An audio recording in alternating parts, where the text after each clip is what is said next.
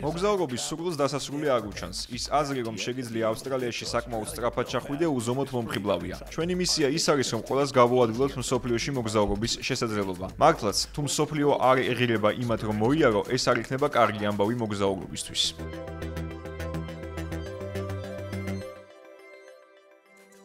მოგესალმებით ჩვენს გადაცემაში ევრონიუსზე, რომლის ფარგლებშიც ვიწევთ მსოფლიო ბიზნეს სამყაროს ზოგიერთ ყველაზე გავლენიან ადამიანს.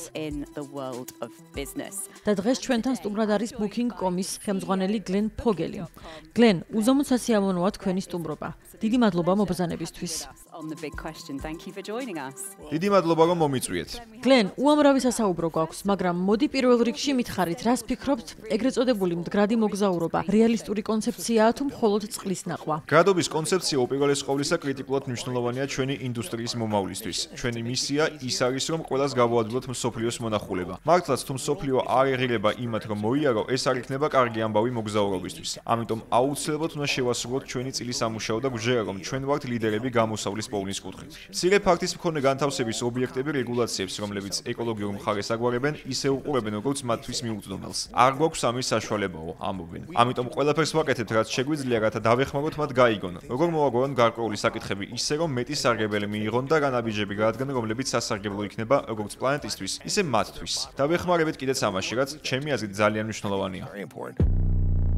რა განსაზღვრავს თუ როგორი იქნება სამოგზაურო ინდუსტრია 2025 წელს? გლენ, მინდა ვისაუბროთ თქვენს ინდუსტრიაში მიმდინარე კონკურენციაზე, ექსპედიასთან და Airbnb-სთან მაგალითად. რა არის ის ერთი მოქმედება, რასაც ისურვებდით, რომ არ აკეთებდნენ თქვენი კონკურენტები? კონკურენცია არ მიმდინარეობს მხოლოდ ისეთ დიდ მოთამაშეებთან, როგორებიც არიან Expedia ან Airbnb. ან ყველაზე დიდი მოთამაშე Trip.com, რომელიც ძალიან დიდი მოთამაშეა ჩინეთის ბაზარზე. ძალიან ბევრმა არ იცის, რომ სინამდვილეში Google-იც კონკურენტია თანაც ყველაზე დიდი მოთამაშეა მსოფლიოში მოგზაურობის ბაზარზე. ჩვენ თანამშრომლობთ ჩვენს მომწოდებლებთან, სასტუმროებთან პარტნიორები ვართ, მაგრამ გარწმუნებთ, რომ თითოეული სასტუმროს მფლობელს ურჩევნია, რომ კლიენტი მასთან პირდაპირ მივიდეს და არა Booking.com-ის საშუალებით. ასე რომ კონკურენციის ველი ძალიან ვრცელია და სულ სხვადასხვა ტიპის მოთამაშეებისგან შედგება. ამიტომ ჩვენ უნდა განვაგრძოთ ჩვენი სერვისის გაუმჯობესება ბაზრის ორივე მონაწილე მხარისთვის. ჩვენ ორი ტიპის მომხმარებელი გვყავს. მოგზაური, რომელიც იმისთვის შემოდის ჩვენთან, რომ მიიღოს რაც სჭირდება მოგზაურობისთვის, და მეორე მომხმარებელია ჩვენი პარტნიორი, მომწოდებელი. იქნება ეს ფაქტის პატრონი, ავტომობილის გამქირავებელი კომპანია, ავიაკომპანია. ყველა ამ მომხმარებელს უნდა მოვემსახუროთ და მივაწოდოთ ხარისხიანი სერვისი. განსაკუთრებით მცირე და საშუალო მოთამაშეებს, რომელთაც არ აქვთ ტექნოლოგიური ინსტრუმენტები, უნარები, კაპიტალი და რესურსები. ჩვენ ვაწვდით ამ სერვისებს 40 ენაზე ვთარგმნით მათ ინფორმაციას, რათა სასტუმროებმა მომხმარებელი მთელი მსოფლიოდან მიიზიდონ და არ მოუწიოთ იმაზე ფიქრი, რომ ვერ საუბრობენ უცხო ენაზე. ჩვენ ვაგვარებთ თანხის გადახდის საკითხს. ამ ყველაფერს ჩვენ ვაგვარებთ და არაფრისთვის არ ვითხოვთ ანაზღაურებას. ერთადერთი, რასაც ვამბობთ, ეს არის: თუ ჩვენი დახმარებით მოგივა კლიენტი სასტუმროში და მიიღებს შემოსავალს, აქედან საკომისიო გადაგვიხადეთ. ეს დიდებული მოდელი ყველასთვის ამართლებს. And you get revenue because somebody stayed in your hotel. We would like to get a commission. That's a great model. It works for all of us. გლენ, რა სიტყვით გადაჭარბებულ ტურიზმზე? ბოლო დროს ზოგიერთმა ქვეყანამ გამოთქვა სურვილი, რომ ტურისტები არ ჩავიდნენ. რას ფიქრობთ ამაზე? ეს საკმაოდ საინტერესო პრობლემაა, რადგან ერთი მხრივ გვინდა ეკონომიკის ზრდა, დასაქმება და მზარდი ეკონომიკა. მეორე მხრივ, თუ ტურისტულად მიმზიდველ ქალაქში ცხოვრობ, განსაკუთრებით ზაფხულში, როდესაც ტურიზმის პიკია, ხალხი ამბობს: მოიცა ერთი წუთი, ეს ხომ სიგიჟეა. მე აქ ვცხოვრობ და ვერსად მივდივარ. ასე რომ აქ ბალანსის საკითხია მოსაგვარებელი და სწორედ ეს უჭირს ადგილობრივ მთავრობათა უმეტესობას. ტურისტული გადასახადით საინტერესო საკითხია რა?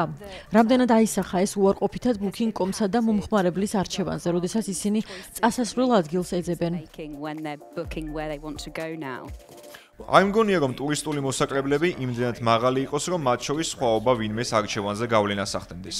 თუ რამდენიმე 1000 ევროს დახარჯვას აპირებ შეურულების დროს და ამას 10-12 ევროს დაამატებ, ეს მაინც და მაინც არ შეცვლის ბიუჯეტს.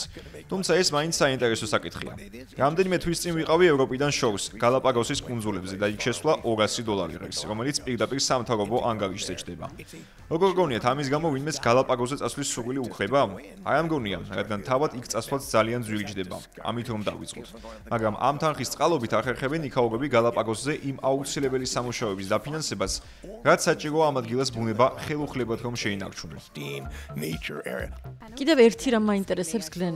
როგორც ვნახე, კერძო თვითმფრინავების გაქირავების სერვისის გაჩნდა ფუფუნების მოყვარული მოგზაურებისთვის. Booking.com-იც აპირებს ამ სერვისის დანერგვას? ერთხელ უკვე ვთქვი, რომ გსურს მომხმარებელს მივაწოდოთ ნებისმიერი რამ, რაც კი მას სურს მოგზაურობისთვის. და ეგ არ შემოდის ჩვენს მომსახურებაში და არც გეგმავთ. ეს ძალიან პატარა სეგმენტია. იმდენად პატაწკინტელო, რომ არც კი ჩანს, თანაც არც არის მაინც და მაინც მდგრადი მიმართულება. ეს არ არის ძალიან კარგი რამ, ამიტომ არც ვაპირებთ მაგ სეგმენტში შესვლას. გლენ, მინდა გკითხოთ, თუ როგორ ხედავთ მოგზაურობის მომავალს? რამდენად მოსაოდნელია ზებგერითი თვითმფრინავებით ფრენა მომავალ 10 წელიწადში?